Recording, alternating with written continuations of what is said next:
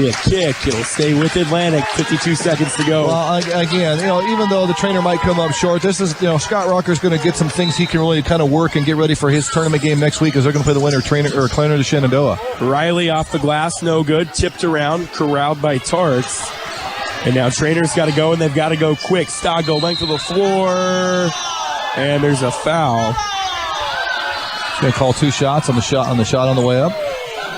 And that's going to be on Riley, his second. And the good thing, too, is, Brian, now you're scoring points with the clock stopped. Well, that's it. I mean, that's one thing Coach Ebling's working with his players. Look, guys, hey, we don't need to foul, and we surely don't want them to get chances, like you mentioned, to score with the clock stop.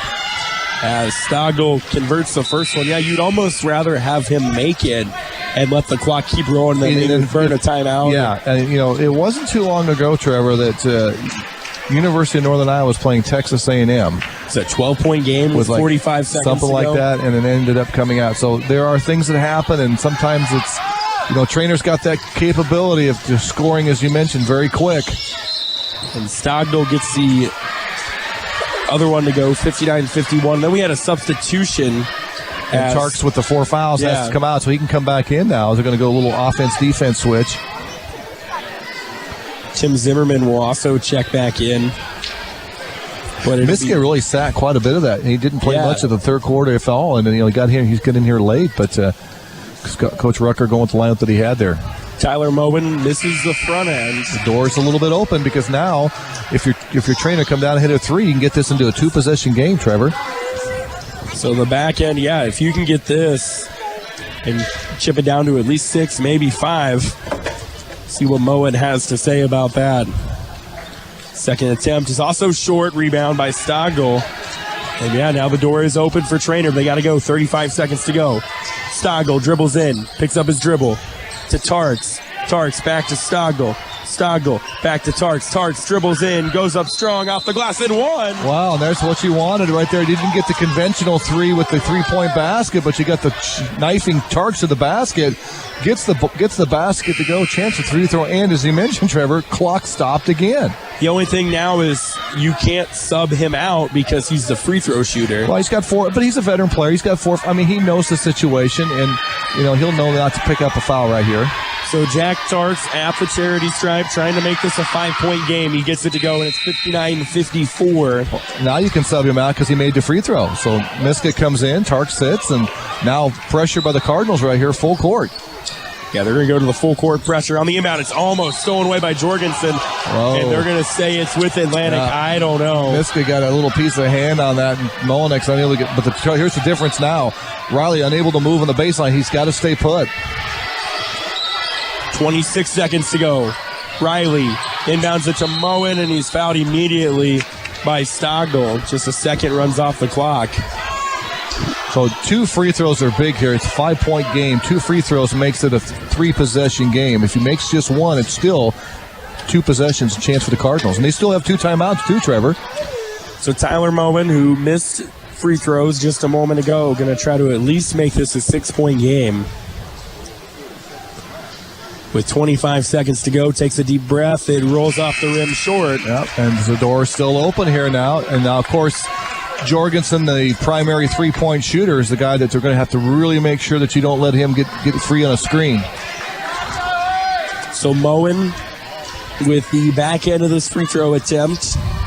Atlantic leading by 5, 25 seconds to go. Moen shot off and in. And Atlantic's going to call a timeout. We're going to have a thrilling finish, looks like, Brian. 60-54. Atlantic on top, 24 seconds to go here on KMA 960. 24 seconds to go here in Atlantic, and Treynor is down 60-54 to the Trojans. They do have the basketball. And Brian, I think if you're Treynor, you don't need a 3 right here, but you need some points because you have a couple timeouts. You got to attack the basket quick and get to the free throw line or get a shot, and you got 2 timeouts. You're going to have to score quick. Now Stoggo picks up his dribble to Zimmerman. They're wasting some time here. 15 seconds to go. Stoggo, contested 3. Oh my goodness, I don't know how he made that. That's, this is what you do if you're a veteran team. You've been in the state tournament a couple years, in a row. You're used to these moments. You're not fazed by the moment. And right now, it looked like Atlantic was going to kind of waltz away with this. And Treynor said, you know what? We're not done. We fight to the end. And we're going to have a quiet finish here, as you mentioned. A 3-point game, just 11 seconds to go. What a three by Stogel. Contested, kind of a crossbody. Well, and I bet if he did that 50 times, he couldn't here's get it. Here's the thing, 25. though. Now you get to set up your press. Your trainer, you still have a timeout. It's a 1-1 for Atlantic, so the next foul, you get a chance to sub out. So if you want Tarks out of the game with the 4 fouls, which they probably do, you can keep him out, bring him in on a 1-1, because you can bring him in if you foul right away, which I think they'll try to do is you're going to have to foul. If you're Coach Ebling, you get to run the baseline. Do you risk a pass deep at the other end, it gets tipped around? Because if you're your trainer, you want to pick something off, obviously, you're into the court here and see if you can catch it and finish. Now, hypothetically, let's say Treynor gets the ball back, only down 3. If you're Coach Ebling, do you contemplate fouling? Well, I wouldn't, because then you stop the clock with a guy like Schwarty who's 6'10". There's always potential he can get an offensive rebound and put back, and then I think you play it out. I think if you're Treynor right here, you're going to foul the first person. I don't know if you're going to really worry about who's making free throws and who isn't. The key is here to get the ball inbounds if you're Atlantic. And it'll be Niall Peterson inbounding for Atlantic. He can run the baseline, as you alluded to, and he gets it to Molinix on the baseline. Molinix got to get rid of it, and he's going to get a 5-second call. He didn't get it off in time. Wow. Well, they're going to wait. The far side officials might have called timeout back here. I think the coach might have called. He said he got a timeout. That could be huge. Treynor begging their case, saying that's not the case, but the far side official came it's going to depend if he blew the whistle first and put his hand up for a timeout. I didn't hear a whistle, but they're going to give it to him. They're going to give the whistle and that might be the right call, because he was there. He was back on that side. Now, again, that situation, let's replay that, what happened. On a made basket or free throw, you can actually have 2 players out of bounds. You can run another play across the baseline. But again, the other player has to immediately get on the court, which he did. But Melinex, as you mentioned, he was kind of a little tardy getting that ball in, and good heads up by Coach Ebling right there to call timeout and hold possession. Now, here's something interesting right now, Brian, and maybe it'll change after this timeout. John Schwarty is on the bench right now. Well, I think they wanted to protect him. They wanted more quickness and speed and not pick up a foul. Again, Coach Rucker knowing that if we foul on a 1-on-1, I can bring him back in right away, him and Tarks right away. So I think he wants the quickness, not the height so much right now. The only thing you might do, Trevor, is if you put the 6'10" guy on the baseline, which makes it hard to find a passing angle. The old, I guess, kind of put a big guy on. Exactly. 11 seconds to go. He should still get to run the baseline because it was a timeout after a made basket. It wasn't a dead ball or tip ball. So he should still get the baseline to run. And again, it'll be Niall Peterson inbounding for the Trojans. And he's in motion, and he can run the baseline. 11.8 seconds to go. Peterson on the inbound. Gets it to Molinix, who is quickly fouled by... Well, and he almost kind of went into kind of a defensive position, which a jump ball would have given the ball to Treynor. Coach Rucker pleading his case, but it's to no avail. Thinking that maybe the jump ball occurred before the foul, but the official said nope, there was contact before the jump ball tie-up. And Molinix kind of went into that, almost cradled it a little bit too soon. And now we're going to see Schwarty and Zimmerman check into the game. As the 2 attempts, first one is off the iron, no good. And here comes Schwarty and Zimmerman in for Miska and Schaff. You want Schwarty there to rebound. So again, this is a huge free throw because 2-possession game here. If you're Treynor and he misses this, you have a chance you're going to need that 3. Molinix, second one, off the iron and good. And now Barons will check in, so it's a 4-point game. And if you're Atlantic, I think you extend some pressure up here, force them to run some clock as they try to bring the ball up the court. So Stogel gets it on the inbound. 9 seconds to go. They got to get something going quick. Stogel. 6 seconds to go. They're not going to have a lot of time. Zimmerman contested. 3 gets it to go. They got to call timeout, and they do. They're going to put 1.5 on the clock. They're trying to say maybe there's a little bit more. Wow. I tell you what, between Tarks and the shot right there by Zimmerman, they've hit 2 big threes right when you didn't, or it was a Stogel, I think, hit the other one, wasn't it? Stogel. Yeah, so 2 running threes, almost identical spot too, Trevor. We'll see if they put more time on the clock. I thought there was about 2.5 seconds left, maybe 3. And now the official's going to come over. But it should be 61-60. Yes, Now, the Atlantic crowd wanted to travel on Zimmerman. It was to no avail. Now, here's what, if you're Treynor, you got 1.5. Now, Treynor is out of timeouts. I think you want to try to foul Trevor on the without foul before the ball even is in play. Yes.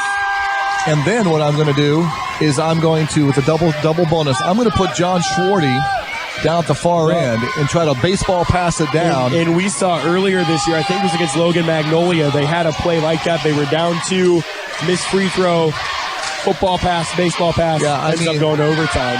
You know, the best thing for Treynor or Atlantic would be to make one, miss one, and the ball kind of rolls around on a live ball where Treynor's unable to kind of do anything with it. So they're not going to put any more. They're going to put about a second on the clock. That's probably a good call. Good job at officiating right there. Somewhere around there. And they're going to put Schwarty on the inbound, it looks like. Again, he can run the baseline right here, and he's just going to try to get big. It's that 6'10 wingspan, as you mentioned right here. 2.3 seconds to go. Niall Peterson inbounding for Atlantic. 6'10" John Schwarty going to defend the inbound. They're out of timeouts. And then even though the board says 1, Treynor is out of timeouts. There you go. Now they're going to put 2.7 is now. They gave him another 0.4 of a second. Peterson on the inbound, runs the baseline, gets it to Molinix. Molinix gets it across. He's going to be fouled with 1.5 to go. So it's still a chance with 1.5. You can still get a shot, even a dribble in a shot attempt here. So even if he makes both free throws, there's still a one-possession game. In fact, in one situation, it'd be better if he made both because then it's a dead ball taking the ball out of bounds. If it's live, you're going to have to just react quick. And I was going to say, if you're Molinix and you make the first, you almost just try to bank it off the... It's not a bad play. First attempt is no good, so that's all for naught. Well, here's the danger spot right now because a desperation 3, if your Treynor goes in, you win the game. Yeah. So Miska comes in, Schwarty comes out. So there goes that football pass that we thought might be coming. Chase Molinix at the free throw line. A second and a half to go. Atlantic up 1. The shot is good. So now 1 second to go. Treynor's got to get it passed in. They got to get quick. Football pass to Tarks. It is intercepted by Riley, and that's he's out of bounds. Intercepted out of bounds with 9/10 of a second to go. That would be Treynor's ball right there on the spot because he stepped on the line. In 9/10 of a second, Trevor, you can still get a catch and shoot. 3/10 or under has to be a tip, but more than that. So. And now they're going to put Schwarty in the game. Do you try to get him down low? Yeah, I throw it up near the hoop, and it's a shot. It can be a shot attempt or a tip. I think you get Schwarty because now a 2 ties the game. 3 wins it for Treynor. 2 tips it. And keep an eye on Jorgensen at your top of the key. As a little bit of a delay on the inbound. And the officials are conversing. Well, this is what looked like about 5.5 minutes ago was going to be kind of a Treynor, Atlantic kind of walk right here. Well, and now the Atlantic crowd not happy. Well, they're kind of getting a free timeout right now. And this could be, you got to be careful if you're Atlantic. An assistant coach comes over, the last thing you want is a technical. So 62-60, 9/10 of a second to go. Jack Stogdell will inbound it. And now we're going to get a technical foul. And it might be because he called his players over and treated it like a timeout. This is kind of interesting, morphed into kind of an interesting finish here at the end of this game, Trevor. So, yeah, there's going to be, and if that's a technical on Treynor, then that's pretty much it. Well, you can only bring your players over to the bench if it's an injury or the officials let you do that. He brought them over and basically created a free timeout. I'm sure that's probably what they were complaining about.